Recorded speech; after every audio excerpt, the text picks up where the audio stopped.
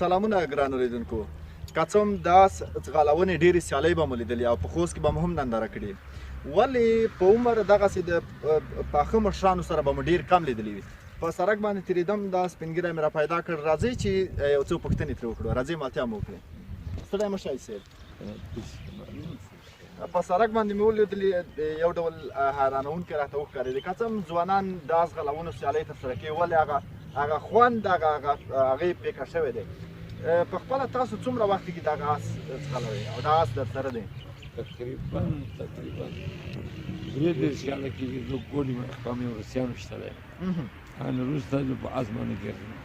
یعنې 33 کاله کېږي آس درسره دی؟ همدغه آس درسره دی؟ نه، نور څو آسونه تېر شو، یو آس بل آس بل آس داسې. بس خبره دا ده چې زه ګوډ یم، بل سنت د محمد رسول الله دا آس باندې سپارېدل دې باندې نیزه وهل، دې باندې منډې کړل، دې باندې مثال دا زده کړل، دا د پیغمبر اعظم سنت دی. څوک چې باندې سپرېږي دا د پیغمبر اعظم سنت دی، ډېر ثواب لري. دې آس باندې خلکو ډېر جهادونه کړي. پوه شوې؟ کومه داسې د آس د جهاد یا د دغو کومه داسې جالبه خاطره درته یاده ده؟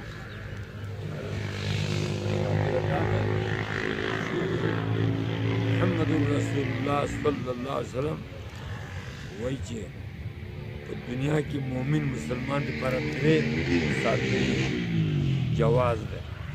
یو د آس ځغلول، آس باندې نیزه وهل، آس مسد آس باندې ځان ښویول، دا ساتري. بل ساتري کم یو دی، بل ساتري د ټوپک زده کړل چې مقابله د کفارو سره ټوپک ته به زده کړې، خپل زنانو ته به زده کړې، ماشومانو ته به زده کړې، جهاد دپاره. درېیم ساتري خپل واده سره. نو هېڅ ساتري لکه دا کرکټ، دا مثال کرمبو، دا لعب، دا ټول حرام.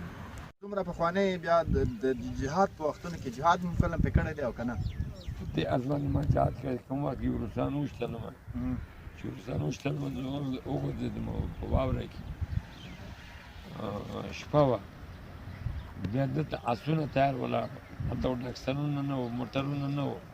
په دې آسو باندې مونږ 4 کسه زخمیان په مخ پورته بوتلو. د آس دومره یو برکتي شی دی. هلته مخکې زمانو کې نه موټر وو، نه موټرسایکل وو، نه بل شی وو. دا آسونه وو، د دې آسو باندې مونږ جهاد او هغه جوش او علاقه به مو کېږي. خود مسلمان لپاره جوش، علاقه.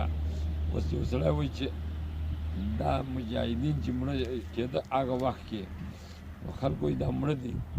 خدای تعالی وایي چې دا مړه نه دي، بل احیاء، بلکې دا ژوندي دي. دا د لکه اصحاب کرام په وخت کې چې څنګه جهاد په وخت کې چې عام مسلمانان شهیدان کېده، وروسته په وخت کې داسې شهیدان کېده. ډېره مننه صاحب، ډېره مننه.